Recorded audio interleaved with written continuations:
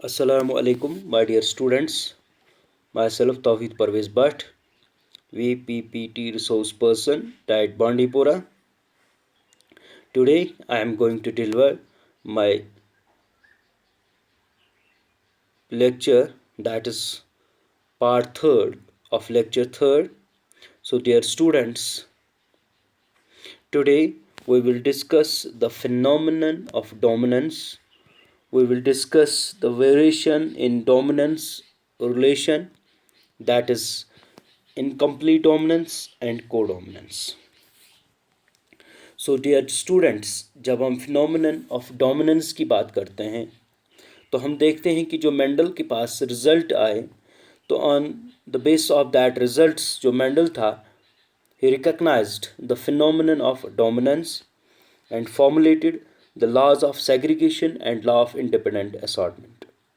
Dear students, as I have already told you that law of segregation and law of independent assortment are principles of inheritance was actually given by three European scientists, Karl Korns, Hugo de Vries, and H. Vaughan in 1900.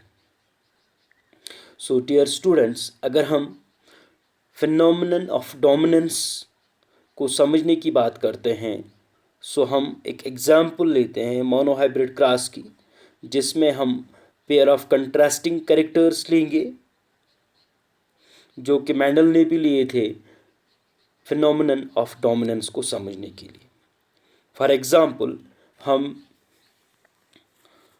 दो P plants लाते हैं और उनमें जो हम character choose करते हैं वो character है length, that is tallness and dwarfness. Pair of contrasting character है. तो जब हम इनको क्रॉस करते हैं यानी कि मोनोहाइब्रिड क्रॉस करते हैं तो हम देखते हैं इन F1 progeny all the plants will be toll. और जब हम F2 में देखते हैं, जब हम क्रॉस करते हैं इनको with in themselves F1 progenies को, तो F2 में हम क्या देखते हैं कि some plants are tall and some are dwarf. जो रेशो है कितने टॉल होंगे कितने डिवॉर्फ होंगे we will discuss them later on, और हम रेशो कैसे निकाल सकते हैं वो भी हम आपको आगे जाके दिखाएंगे.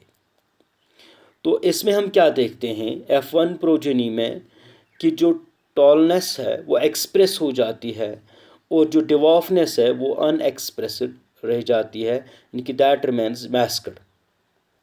तो मेंडल ने देखा कि in a contrasting pair of character one character gets expressed and another character remains masked, remains unexpressed.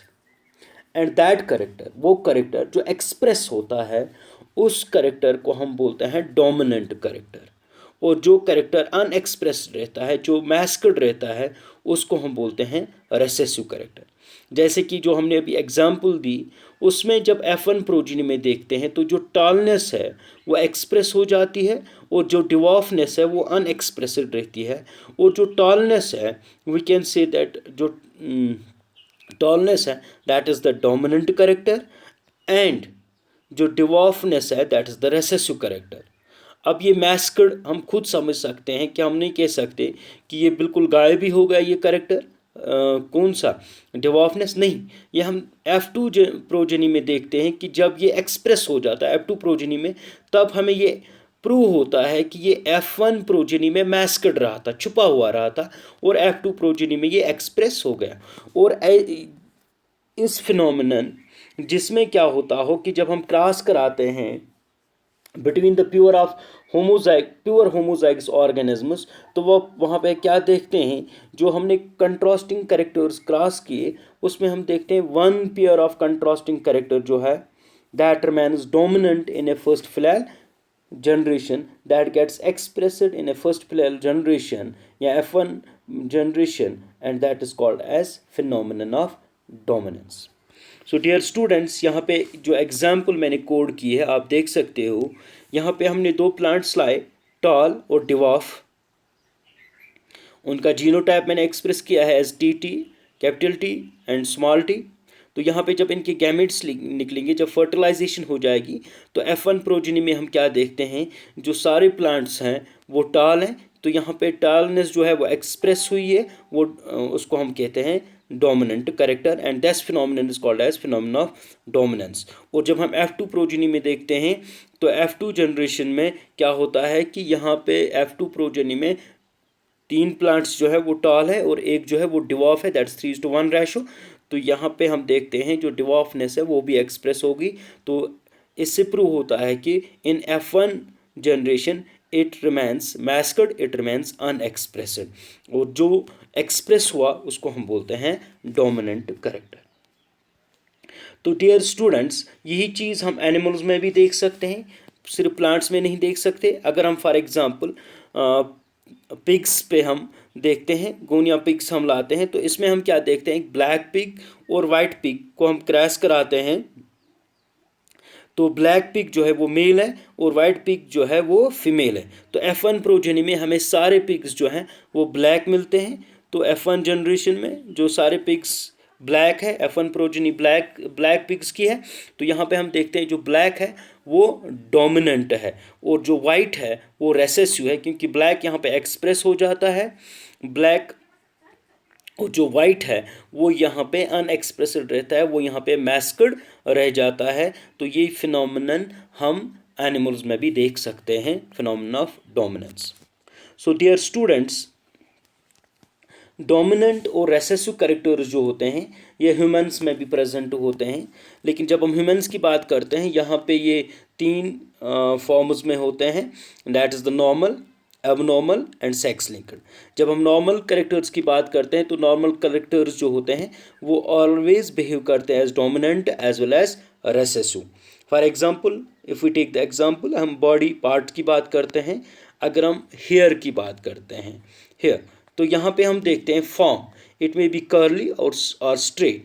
Curly जो है वो डोमिनेंट रहेगा और स्ट्रेट जो है वो रेसेसिव रहेगा। You can take the example, अगर हम एक मेल और एक फीमेल की शादी करते हैं, तो मेल के पास कर्ली हेयर्स है और फीमेल के पास स्ट्रेट हेयर्स है। तो जो इनकी F1 प्रोजेनी होगी, यानी कि F1 जनरेशन में जो हमारे पास प्रोजेनी आएगी, उनके हेयर्स जो हैं वो कर्ली रहेंगे, और F2 में हमें स्ट्रेट हेयर्स वाले ऑफस्प्रिंग भी मिलेंगे। इसी तरह आइज़ की बात करते हैं, कलर की जब बात करते हैं, ब्राउन और ब्लू, ब्राउन डोमिनेंट रहता है और ब्लू जो है वो रेसेसिव रहता है आइज़ में, क्योंकि कलर जो है आइज़ का होता है वो डिपेंड अपॉन द आइरिस। उसके बाद एबनॉर्मल कैरेक्टर्स की बात करते हैं। एबनॉर्मल कैरेक्टर्स ऐसे कैरेक्टर्स होते हैं जो अनयूजुअल होते हैं, जो हमेशा नहीं दिखते हैं हमें, अनयूजुअल होते हैं, बहुत कम होते हैं। तो उनमें हम देखते हैं, जब हेयर की बात करते हैं तो यहाँ पे एब्सेंट होते हैं, बैल्ड हो सकता है बंदा, तो जो उसमें रेसेसिव रहेगा वो रहेगा दैट हेयर्स में बी प्रेजेंट। इसी पे फिंगर्स की बात करते हैं, शॉर्ट फिंगर्स अगर होंगी तो शॉर्ट फिंगर जो वो डोमिनेंट, और उनकी प्रोजेनी जो आ सकती है नेक्स्ट जनरेशन में, उनके पास नॉर्मल फिंगर्स भी हो सकते हैं। तो that is the recessive character. So dear students, कुछ कैरेक्टर्स ऐसे होते हैं जो सेक्स पे डिपेंड होते हैं, उन कैरेक्टर्स को हम बोलते हैं sex linked characters. For example colour vision, colour vision की जब बात करते हैं हम, तो यहाँ पे नॉर्मल जो रहता है वो डोमिनेंट रहता है, और अगर कलर ब्लाइंडनेस की बात करते हैं तो वो रेसेसिव होता है। इसी तरह ब्लड क्लॉटिंग, नॉर्मल तो वो डोमिनेंट रहता है, और अगर हीमोफीलिया होगा तो वो जो है वो रेसेसिव रहता है यहाँ पे। सो डियर स्टूडेंट्स, उसके बाद हम इनकम्प्लीट डोमिनेंस की बात करते हैं। तो इनकम्प्लीट डोमिनेंस जो है ये वेरिएशन इन डोमिनेंस रिलेशन है, यानी कि डोमिनेंस में जो वेरिएशंस आती है उनको हम, उसमें से एक जो है that is the incomplete dominance, और जो दूसरी है that is the codominance. Incomplete dominance को समझने के लिए हम डायरेक्टली एक एग्जांपल लेते हैं। फॉर एग्जांपल, मैंने एक हेटेरोजाइगोट प्लांट्स लाए, एक का कलर एक प्लांट जो है उसमें रेड कलर फ्लावर्स है, और दूसरा प्लांट जो है उसमें वाइट कलर फ्लावर्स हैं।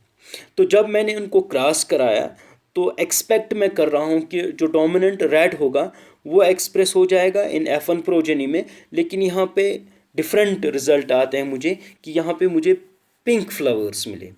ये जो यहाँ पे मैंने एग्जांपल दी है, ये 7 o'clock फ्लावर है। तो ये जो पिंक फ्लावर्स मिले, ये कैसे मिले मुझे तो रेड आने चाहिए, लेकिन यहाँ पे पिंक फ्लावर आ गए। तो समटाइम्स क्या होता है कि जो डोमिनेंट एलीली है वो कंप्लीटली मास्क नहीं करती है phenotypic expression of the recessive allele. तो यहाँ पे क्या आ जाता है, जो हमें रिजल्ट आ जाता है वो आता है in the form of an intermediate phenotype. तो उसको हम बोलते हैं इनकम्प्लीट डोमिनेंस। सिंपली आप याद रख सकते हो कि जब डोमिनेंट एलील जो है वो कंप्लीटली मैसक नहीं करती है रेसेसिव एलील को, तो यहाँ पे जो फिनोटाइपिक एक्सप्रेशन हो जाता है वो इंटरमीडिएट होता है, तो उसको हम बोलते हैं इनकम्प्लीट डोमिनेंस। एक और वेरिएशन जो है डोमिनेंस में, that is the codominance. Codominance हम किससे कहते हैं? सो डियर स्टूडेंट्स, कोडोमिनेंस को समझने के लिए हम एक एग्जांपल लेते हैं। For example, you have a brown bull and you have a white cow. जब हमने इनको क्रॉस कराया तो हम ये सोचते हैं, एक्सपेक्टेड है कि हमारे पास जो F1 प्रोजेनी है, अगर ब्राउन डोमिनेंट है तो वो ब्राउन आ जाएंगे। तो यहाँ पे क्या होता है कि यहाँ पे हमें ऐसी काउ मिलती है जिसका कलर, या ऐसी ऑफस्प्रिंग मिलती है, ऐसी प्रोजेनी मिलती है जिसका कलर जो है वो रून है।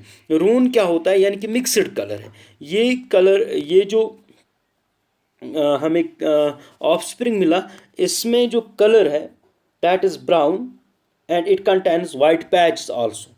That means both allele has expressed. यहाँ पे दोनों एलील एक्सप्रेस हो गई, यानी कि एक वो एलील जो रिप्रेजेंट करती थी, जो एक्सप्रेस करती थी ब्राउन कलर को, एक वो एलील जो एक्सप्रेस करती थी वाइट कलर को। यहाँ पे ना वाइट मास्क हुआ ना ब्राउन मास्क हुआ, नो वन गेट मैस्कड। तो यहाँ पे क्या है, दोनों जो है वो कंप्लीटली एक्सप्रेस हो जाते हैं। दोनों कैरेक्टर्स जो है वो कंप्लीटली एक्सप्रेस हो जाती है।